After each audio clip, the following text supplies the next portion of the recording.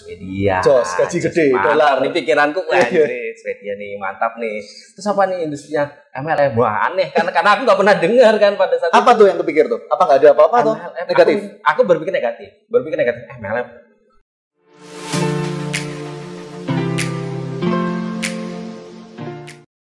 Kali ini bersama saya Aldo Adela di podcast spesial bareng Lifetime World. Nah, dan kita hari ini punya tamu spesial. Beliau ini seseorang yang sangat luar biasa, udah senior banget di dunia profesional, dan beliau ini saya udah kenal beliau ini udah cukup lama. Siapa beliau? Please welcome CEO of Lifetime, Mr. Diki. Halo Pak Diki. Halo Aldo. Gimana Pak kabarnya Pak? Luar biasa dahsyat. Luar biasa dahsyat. Jadi Pak Diki ini kita udah kenal lama ya Pak ya? Ya, kita Tahun berapa kira-kira?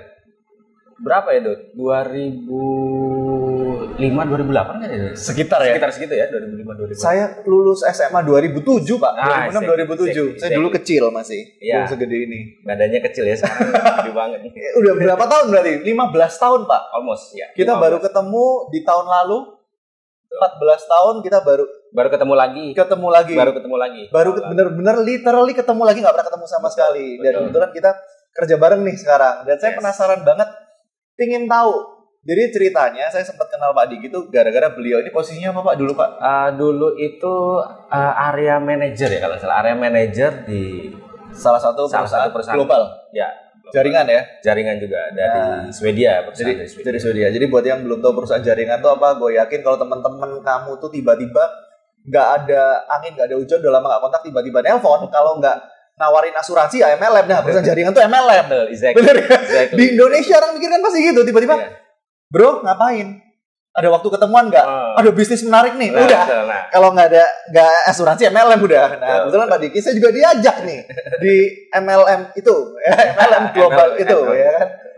Tapi ternyata kalau dari saya pribadi Pak, belajar banyak Pak. Betul. Dulu jadi kalau lihat saya tuh mungkin saya orangnya nggak percaya diri, cupu. Dari MLM saya belajar ngomong. Exactly. Akhirnya kerjaan sekarang dapat duitnya full ngomong. Exactly. Jadi secara nggak langsung, walaupun mungkin di MLM itu saya belum sampai peringkat yang besar-besar, nggak dapat ratusan juta juga, belum sukses, tapi soft skillnya itu dapat banget. Betul. Kalau Pak Diki sendiri Pak, AM itu gimana sih Pak industri MLM itu? Jadi kalau kita lihat sih bener. Jadi ini cerita awal aja ya. Jadi awal aku bergabung pun sama perusahaan itu ada satu ketertarikan yang mana aku lihatnya ini perusahaan aneh ya. Maksudnya ya emang aneh ya. Word lah buat aku kan gak punya pabrik gitu kan. Tapi kok bisa jual produk? Gak punya pabrik. Waktu itu kan gak ada pabrik di Indonesia ya. Jadi aku cuma tahu si perusahaan ini tuh produknya tapi Pak Diki ini backgroundnya jurusan apa Pak? Ekonomi bisnis? Enggak, S1-nya aku hukum, S2-nya aku master hukum juga. Surabaya? Di Belanda. Serius? Serius. S1-nya Surabaya, S2-nya aku di Belanda. Ini saya baru tahu nih, bener real ini. S2-nya di Belanda? Hukum? Master. Master hukum? Iya. Oh berarti ngerti hukum ini Pak Diki? In some word yes, but it's quite theory ya, itu hal teori ya. Oh terus kok akhirnya bisa ngelamar di situ tuh? Kenapa bisa ngelamar di situ? Kembali lagi masalah passion dan orang ya seperti saya itu Diki itu orangnya nggak suka pada sesuatu yang biasa aja gitu. Oke. Sesuatu yang selalu dinamis, berubahnya cepat dan lain-lain itu paling suka. Tapi kalau kayak gitu-gitu aja bosan. Kenapa masuk hukum, Pak? Kenapa masuk hukum? Hukum di Indonesia, lucunya itu hukum itu salah ngambil jurusan sih waktu UMPTN ya. Tetapi hanya menikmati gitu. Oh, keterimanya di situ. Keterimanya di situ. Bukan dan sebenarnya salah nyentang lah zaman dulu itu salah nyentang. Karena sebenarnya kan pengennya ke sosiolog politis gitu ya.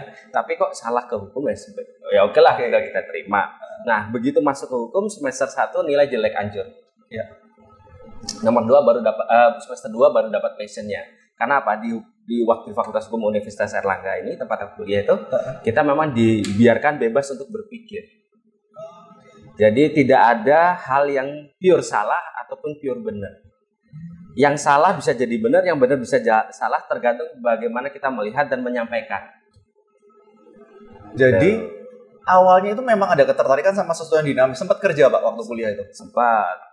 Buka usaha sempat. Punya usaha sendiri. Punya usaha alat tulis menulis. Waktu itu kita sampai jadi rekanannya salah satu perusahaan alat tulis lah ya di Gresik.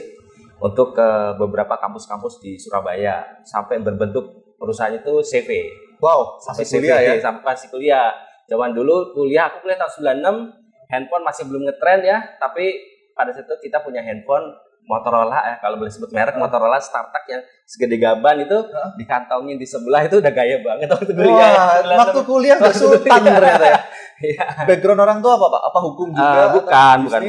Kalau bapak kebetulan kan serdadu, tentara. Tentara? Masih nyambung lah ya sama hukumnya sebenarnya. Sebenarnya sih nggak nyambung juga, bapak pun nggak nyambung kan. Bapak saya itu tentara tapi dia korps teknik, jadi dia ilmuwan di ketentaraan itu sebagai ilmuwan. I see. Nah akhirnya habis lulus nih Pak. Lulus di Belanda tuh habis S1 selesai, S1 belum selesai udah dapat offering yang di Belanda kan, jadi sempat sambil kuliah di Belanda 1,5 tahun, kemudian balik ke Indonesia. Wah itu pentingnya edukasi ya. Jadi edukasi itu walaupun mungkin nggak terpakai secara langsung, tapi dari pengalamannya, experience-nya kepake. Iya betul. Dan emang waktu itu sebenarnya ada kebimbangan sih antara aku pulang ke Indonesia enggak. Oke, rencananya waktu di sana mau apa Pak? Kerja hukum itu atau kerja lain tuh rencananya? Sebenarnya kan yang saya pelajari kan hukumnya as corporate ya. Jadi business law. Bisnis, hukum corporate perusahaan. Jadi bisa masuknya ke HRGA atau generalis ataupun ke manajemennya bisa. I see. Terus akhirnya kok bisa itu? Pilihannya antara mau pulang atau enggak gitu.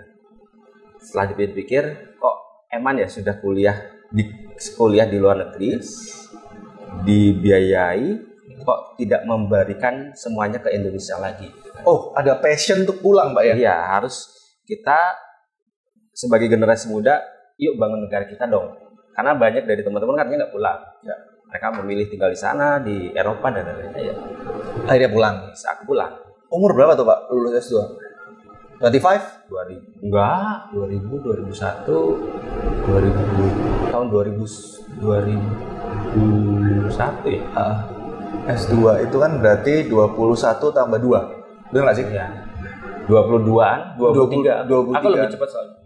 I see. Akhirnya pulang nih. Pulang. Cari kerja. Pulang ke Indonesia, sempat udah ada tawaran kerja. Bisnisnya gimana tuh? Nah, bisnis sempat kita hentikan pada saat kita lulus kuliah. Karena kan udah pisah, waduh ngurusinnya susah kayak gimana. Kita percayakan sama teman yang ada di Surabaya untuk nerusin. Selebihnya karena beberapa rekan-rekan kuliah di mana ya udah. Kita nggak urus. Dikasih nih ke orang. Udah jalanin aja. Luar biasa. Berbagi ya. Paling nggak adalah kita mendapatkan pelajaran selama kuliah dan bekerja itu. Ya, kan kalau cuma kuliah doang biasa ya. Kalau kita kan kuliah sambil cari duit. Gimana caranya mendirikan sebuah korporasi, menjalankan sebuah korporasi, dealing sama pemerintah, dealing sama manajemen perusahaan lain dan lainnya, kita udah pelajari waktu kita kuliah. Jadi tidak hanya teorinya, tapi juga langsung prakteknya. Terus kalau kerja ke perusahaan lain kan susah nih. Betul. Ini buka usaha sendiri. Iya, betul. Karena belum punya gelar ya Pak ya. Betul. Terus kan pulang dari nol lagi dong Pak? Pulang ya kerja di satu perusahaan insurans juga, bank dulu pertama. Kerja di sebuah perusahaan bank, di bank. Banker. Di nggak ada sekarang ya, nggak boleh sebut nama deh. Di sebuah bank, ya sekarang sih udah ganti-ganti nama banknya juga, di SIT sebenarnya. Nggak nyambung. Saya makin bingung nggak nyambung. Jadi admin di tim IT, kemudian kembali lagi karena Diki kan orangnya suka belajar dan suka berarti Pak baru. Diki ini secara nggak langsung seorang generalis atau spesialis nih? I'm generalist berarti. Wow, sama ya. Generalis. Jadi belajar pertama jadi admin doang nih, jadi admin, kemudian kita belajar di sistem IT-nya juga, ya udah kerja di situ di tim IT-nya. Kemudian ada offering dari sebuah insurans, pindah ke insurans, kemudian mendiri pindah ya manajemen pindah jalanin insurans ya. Di insurans tapi gede, bedanya gajinya gede nggak sih kalau lulusan luar negeri atau sama aja? Enggak sih. Wah, pada saat itu kita nggak ngelihat ada perbedaannya. Mungkin sekarang ya kali ya. Kalau zaman dulu kan kayaknya sama-sama aja ya. Mau S1, S2 dalam negeri luar negeri kayaknya sih enggak. Tapi nggak ngaruh, S1, S2 itu juga nggak ngaruh Pak? Ngaruhnya sih enggak begitu. Sama seperti pegawai staf pada umumnya berarti ya? Ya, kecuali mungkin ke pemerintahan ya. Karena kalau pemerintahan kan langsung dinilai begitu kamu S1, level kamu apa, S2, level kamu apa gitu. Tapi kalau kita pekerja swasta pada saat itu lebih banyak yang dilihat kan lebih ke kapabilitas. Ya. Terus dan apalagi kita belum punya pengalaman bekerja.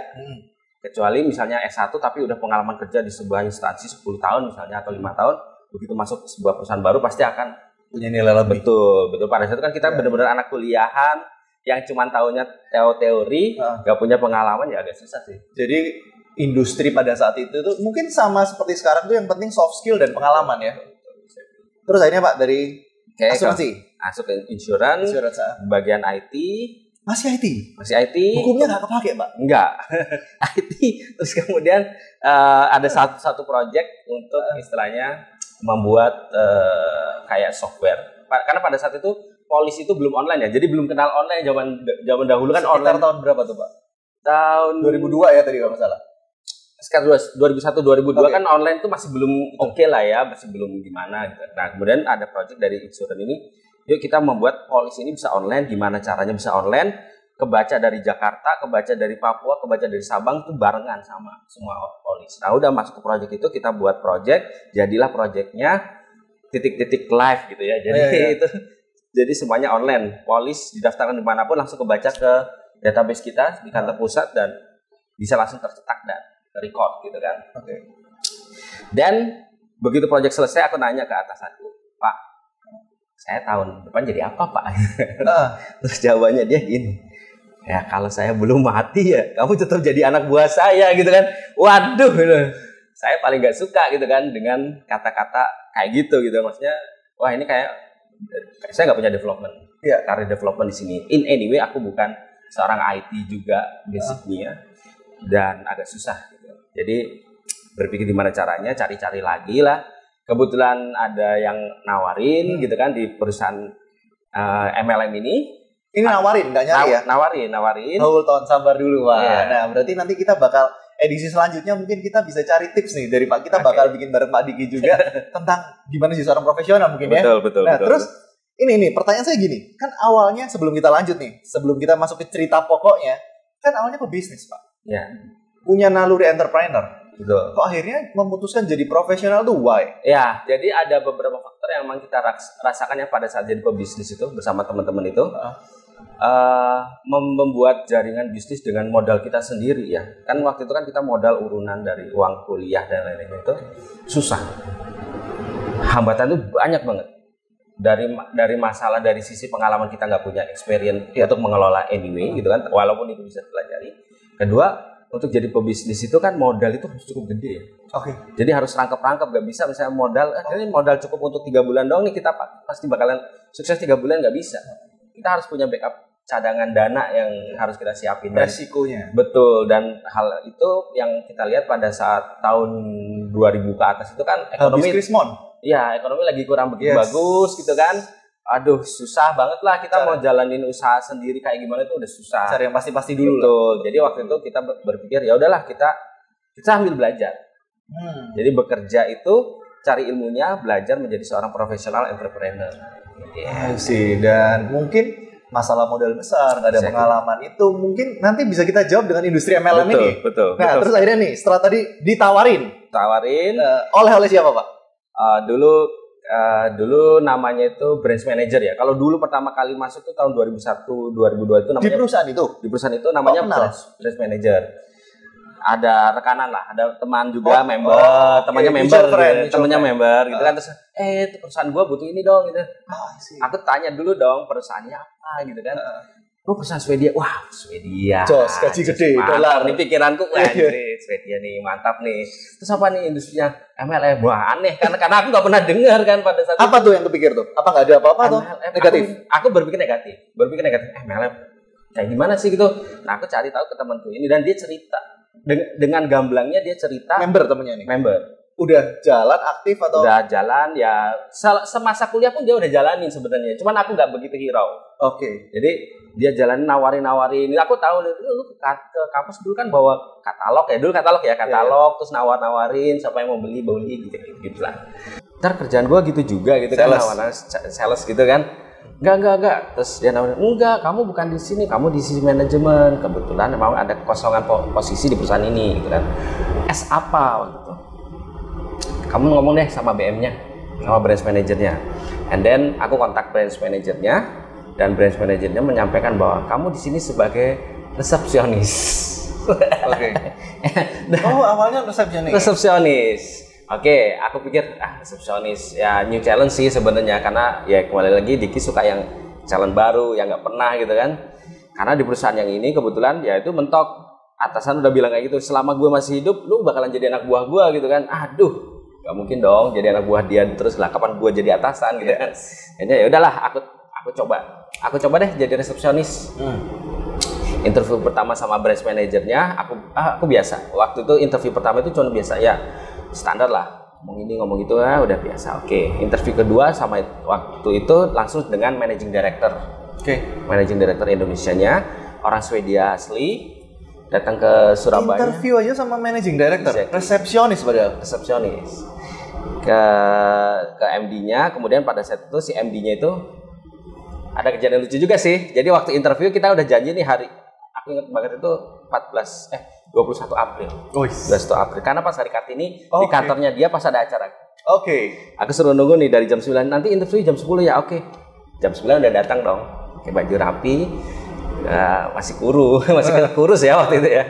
Kemudian kok sampai jam 12, jam 1 kagak keluar kan jadi interview gitu kan. Jam 4 aku tegur. Excuse me, I have interview with you, Pak. Terus dia nanya, lu siapa? Tiba-tiba ngajak gua interview gitu. Terus sambil ngenalin diri, sambil bilang, saya yang mengajukan lamaran sebagai ini, sudah selesai interview dengan BM, sekarang ada janji interview dengan Bapak jam 10 pagi tadi. Langsung dia kaget, terus dia tanya, kok kamu berani nanya gitu ke aku? Terus ya Diki jawab aja, ya apa salahnya dengan bertanya? Karena kalaupun bertanya itu salah, saya minta maaf, tapi ini saya hanya menanyakan janji yang sudah dibuat sebelumnya. Dan dia oke, saya minta maaf. Kemudian kita interview di satu tempatnya masih berantakan, rame, terus ada BM-nya juga. Terus dia nanya pertanyaan biasa standar lah ya. Interview tanya ini, kamu gimana kalau ngerti ini, ngerti itu, ngerti ini. Ya kebetulan saya ngerti sedikit IT, saya ngerti sedikit itu, saya ngerti sedikit customer servicing, dan akhirnya udah bisa nih, bisa. Kemudian dia nanya satu hal, kamu mau impianmu apa? Terus aku balikin, Bapak bisa ngasih apa? Perusahaan Bapak bisa ngasih apa ke saya? Saya bisa jadi apa 1 tahun kemudian, 2 tahun kemudian? Dan jawabannya dia tinggal sambil ngetok jendela, tok. Kamu lihat di luar jendela sana ada apa? Langit, Pak, warna biru. That's your job. Kamu nggak akan berhenti sampai kamu nyentuh langit itu. Ngeri, merinding nggak sejawabnya? Damn, langsung gila, berarti ini infinity career development dong gitu kan di perusahaan ini. Ya wes, bilang, Pak, aku join. Dan dia juga, kamu saya hire saat itu juga. Enggak nego gitu. Enggak, ya gaji standar lah, gaji resepsionis. Cuman dia itu terkesannya adalah pertama Diki orangnya berani menanyakan sesuatu gitu kan, tidak pasif. Terus kedua itu ya alhamdulillah sih bahasa Inggrisnya bagus gitu ya. Di antara even sama BM-nya bahasa Inggris gue bisa lebih bagus daripada dia gitu kan. Ya udah, akhirnya waktu itu jadi resepsionis plus kalau dia si MD-nya datang ke kantor di Surabaya jadi translator untuk setiap eventnya dia. Terus kalau misalnya ada meeting, zaman dulu kan meeting masih pakai proyektor. Tahu kan proyektor ya? OHP ya, overhead projector. Saya bantuin buatin materinya di plastik itu. Tahu nggak lu semua? Nggak ada tahu nih. Terus di plastik. Ntar tampilin ya Ki ya.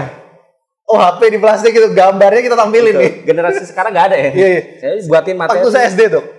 Buatin materi karena walaupun bisa diketik dan di print, ada juga beberapa yang minta digambar. Minta digambar tuh jadi plastik, kamu ditulis spidol, ditempelin di sinar tuh kan, Pak? Iya, betul, di sinar keluar di layar gitu kan. Nah, gila, saya lupa banget itu. Kita buatin itu, jadi merangkap resepsionis, merangkap itu, ngerangkap translator, merangkap IT juga. Gajinya rangkap juga gak? Enggak lah. Kalau gaji oke lah, yang penting cukup pada saat yang penting cukup gitu kan. Masih di bawah 1 juta gitu ya. Zaman belum inflasi itu ya. Masih kecil banget lah. Kemudian ya udah belajar itu, kemudian gak lama 3 bulan diangkat jadi supervisor. 3 bulan, Pak? 3 bulan. Oh my god. Nah, gajinya berapa kali lipat lagi? Ya 2 kali lipat lah. Pada saat itu ya lumayan lah, di atas Cetiau ya. Gajinya Cetiau. Ya udah 3 bulan diangkat jadi supervisor, kemudian suruh belajar gudang. belajar di gudang juga, sistemnya juga kayak gimana kita pelajarin. Terus kemudian ya udah meningkat terus ya, posisinya jadi supervisor ke manajer operasional, kemudian kepala cabangnya waktu itu resign dan kepala cabangnya kosong yang ngerangkap kepala cabang. Wow, in that time itu waktu itu kemudian pas ketemu saya itu udah tinggi Pak, itu AM itu atau udah itu bahkan ya udah berapa tahun tuh Pak? 6 tahunan ya? 6 tahun berarti 5-6 tahunan. Oh, itu dan udah. Dalam 1 tahun itu bahkan ada rekor yang 1 tahun itu naik jabatan itu 3 kali. Bapak? Iya. Jadi, bisa Pak? Bisa. Karena ya ngerjain itu ya udah dirangkap ditambah jadi tambah. Itu keluar posisi baru gitu? Iya. Karena rangkap ada. Oke, kita nggak ngomongin etos kerja seperti apa, tapi setelah kerja nih di industri MLM, what do you think about MLM? Yang berubah apa Pak? Yang akhirnya berubah di pikirannya Diki itu pada saat itu kan berpikirnya MLM negatif. Awalnya kan negatif ya, itu tadi ya kita cerita di awal negatif kayak gitu malu-maluin lah ya. Ya itu capek banget sih lu. Kerjaan biasanya orang ngomong MLM tuh kerjaan orang yang udah hopeless. Ya, gak ada harapan. Ternyata enggak. Jadi di sana itu terkesannya tuh tersentuhnya ya pada saat recognition. Jadi pada saat dulu ada ya direktur seminar atau ya gala dinner lah kayak gitu ya. Ada recognition award gitu. Terus kemudian itu baru bulan ke-4 atau ke-5 gitu kan diajak ikut. Ayo kamu kan termasuk berhasil di Surabaya, ikut gitu kan. Oh, diajak. Jadi for your information, kalau MLM itu salah satu yang orang suka itu mungkin ada trip-trip, ada cara ke luar negeri. Sebelum kita lanjutin nih, udah keliling berapa negara Pak? Kan perusahaan global nih. Mana ya? Nani, Itali, Prancis, Swedia. Kita lihat habis nggak tangannya dia itu? Vietnam. Ayo. Gila. Lebih dari 10 kali ya, 12 lah. Udah belasan negara ya, keliling dunia. Bahkan sempat kerja di luar negeri. Di Swedia, iya ada. Di Swedia di headquarters. Terus waktu rekognisi apa nih yang bikin waktu rekognisi yang aku lihat itu orang yang biasa ya. Jadi kan tiap hari kita bekerja sebagai kasir, resepsionis pada saat itu. Ya dia datang, Pak saya mau order. Oke, order, catat, wah kita ketikin, selesai, ambilin barangnya dan lain-lainnya. Nah, begitu direkognisi dia naik ke panggung, aku nangis loh. Seriously. Bukan nangis. Jadi rekognisi itu naik level. Jadi levelnya kan ada multi level ya, dari kecil naik gede. Betul. Jadi ada level-level itu, kemudian dia sampai di level waktu itu yang direkognisi ke director, kemudian dapat cashword dan lain-lainnya. Dia naik ke panggung dan aku tuh nangis. Ya Allah, ibu ini yang tiap hari datang ke kantor naik sepeda, waktu itu sepeda pancal, order, bawa barang dan lain-lainnya banyak, dan sekarang itu ada di panggung, dihormati sekian banyak orang. Jadi it's not all about money actually. Appreciation, penghargaan yang buat aku itu ini the bestnya dari perusahaan MLM. Mungkin dia bisa menginspirasi orang juga. Exactly. Jadi mungkin tiap orang kan punya ini masing-masing ya. Tapi G-spotku kebetulan dapatnya itu pada saat orang yang tiap hari aku lihat biasa aja gitu ya, dan dia berpeluh-peluh ya kantor, dan dia menjadi sesuatu yang berubah jadi Cinderella yang di atas panggung yang megah dan dihormati semua orang. Nah, tapi untuk mencapai rekognisi, mencapai berbagai hadiah Pak, penghasilan passive income yang katanya itu, kan katanya harus ngajak-ngajak orang Pak, harus nipu-nipu kan, ini bukan saya ngomong ya, tapi banyak orang yang ngomong jalanin multi level tuh nipu-nipu, maksa-maksa orang tuh gimana tuh sebenarnya? Gimana sih industri ini? Kan udah lihat kan jeroannya berarti Pak. Betul. Gimana? Jadi waktu di dalam situ baru belajar kita nih, ternyata MLM itu sebenarnya kan baik ya gitu kan, MLM si multi level marketing atau kalau nggak baik nggak mungkin legal. Betul. Ini kan perusahaan yang baik, tujuannya mulia dan lain-lainnya, tapi dirusak sama beberapa perusahaan yang menggunakan skema-skema tertentu, skema ponzi katakanlah, yang dimana investasi bodong. Iya. Hanya upline-nya aja yang dapat gitu kan, semakin ke bawah semakin bonusnya itu kecil, semakin gak dapat. Nah kemudian kalau di direct selling yang benar, multi level marketing yang benar, kesempatan untuk mendapat level yang lebih tinggi itu sama. Jadi tidak ada orang yang baru masuk sama yang masuk terakhir itu gak bisa ngejar gitu, gak bisa. Jadi tergantung kita gimana mendayagunakan potensi kita. Tapi sebenarnya jadi konsep sesuai namanya multi level marketing. Sebenarnya kan sama seperti bisnis pada umumnya Pak ya? Kalau dibilang sama ya sebenarnya sama. Jadi gini, multi level marketing ini kan hadir di mana sebenarnya saat pada saat dimana aktifnya kan tahun 60-an ya. Yes. MLM itu tahun 60-an. Kalau kita semua ingat 60-an itu era industrialisasi. Betul. Ya, di mana semua negara berjor-joran untuk memproduksi sesuatu gitu kan, massive production gitu kan. Nah, kemudian untuk jadi bisa menjual lebih banyak kan kita butuh channel yang lebih banyak.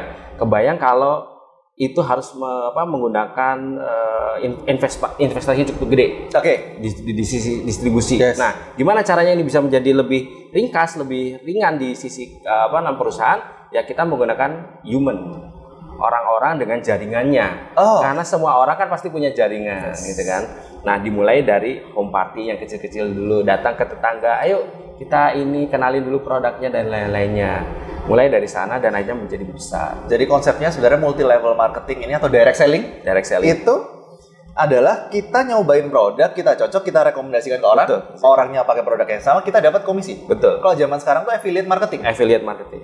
Cuma ini rewardnya lebih banyak. Betul. Dan lebih levelnya lebih dalam. Betul. Kalau affiliate kan kita jual satu lebih simpel ya, lebih simpel. Kalau level ya satu. Kalau affiliate kan simpel ya, itu doang kan. Kalau multi level karena namanya aja udah multi level, emang. Dan juga kedua, kalau MLM atau direct selling kan direct dari company-nya, dari perusahaan pembuatnya. Oke. Jadi kita dari sisi perusahaannya langsung memberikan barangnya ke kita, ke membernya yang bergerak sebagai sales force.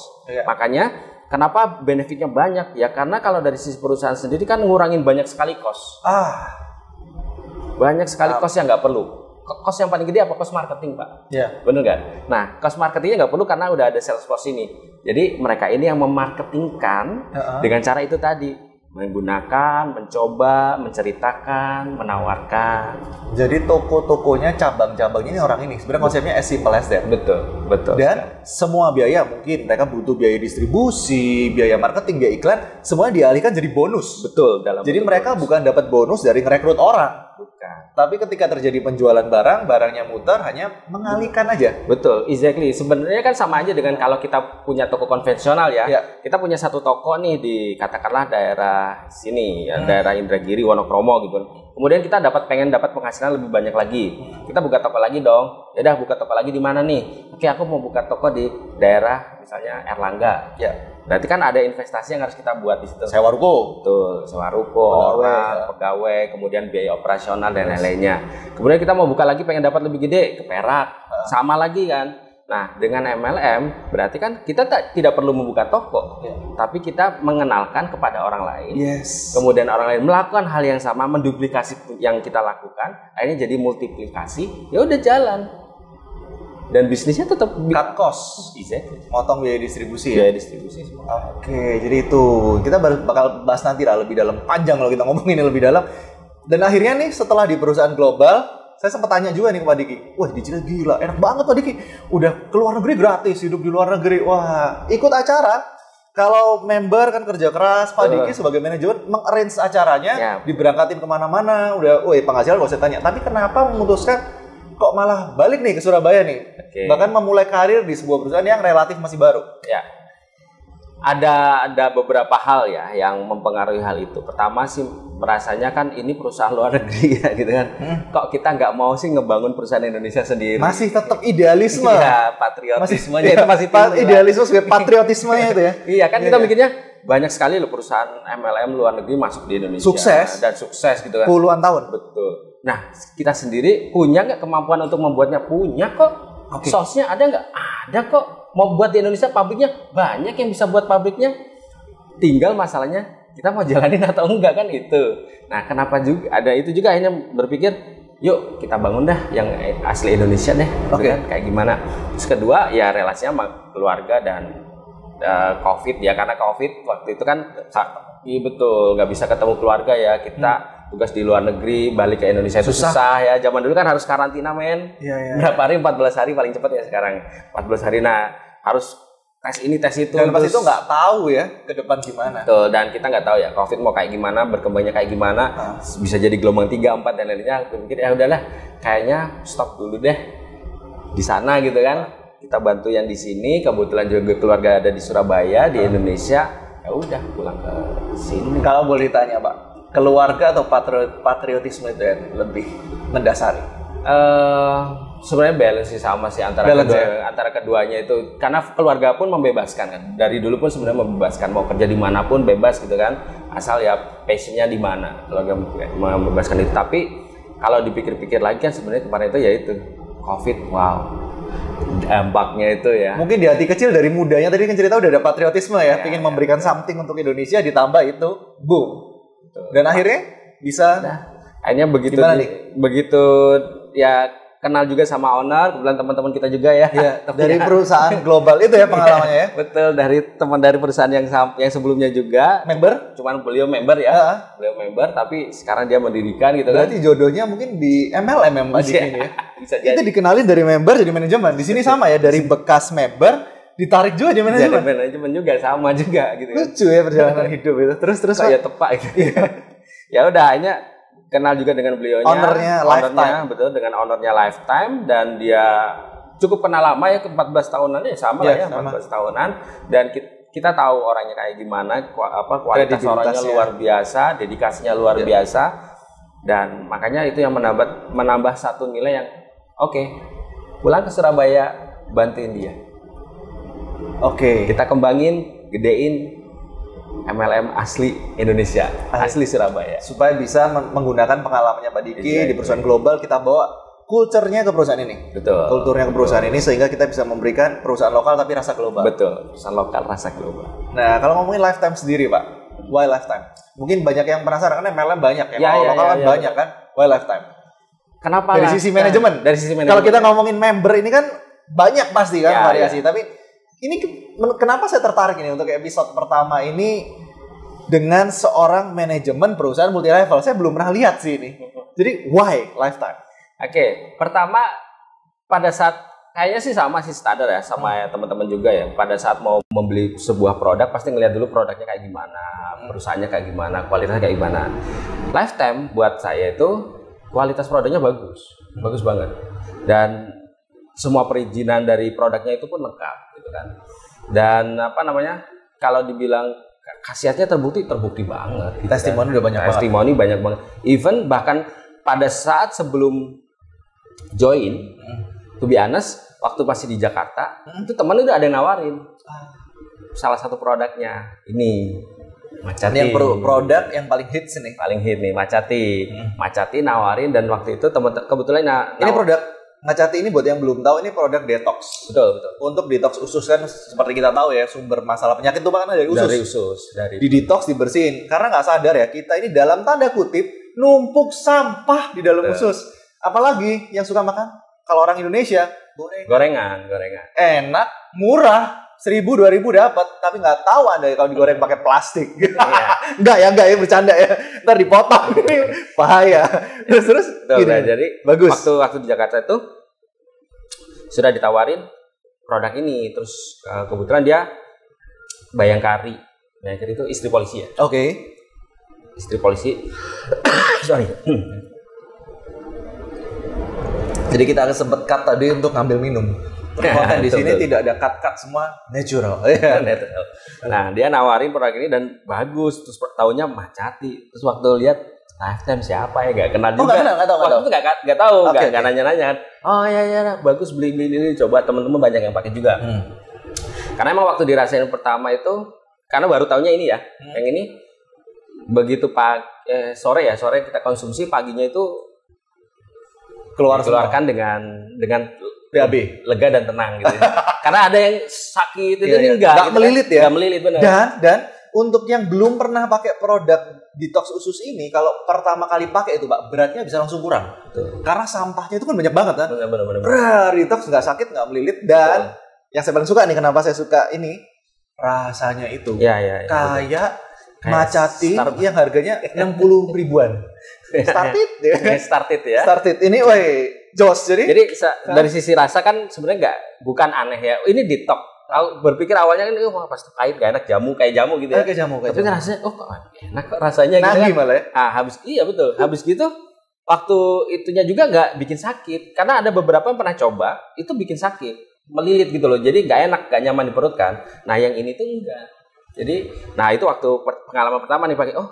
Terus begitu join, loh kok produk ini gitu kan. Aku langsung, lah emang ini ya? Iya, yang buat kan. Jadi ini nunjukin bahwa harga produk-produk dari Lifetime ini sangat terjangkau ya. Betul. Bahkan identik biasanya produk MLM dari mahal banget.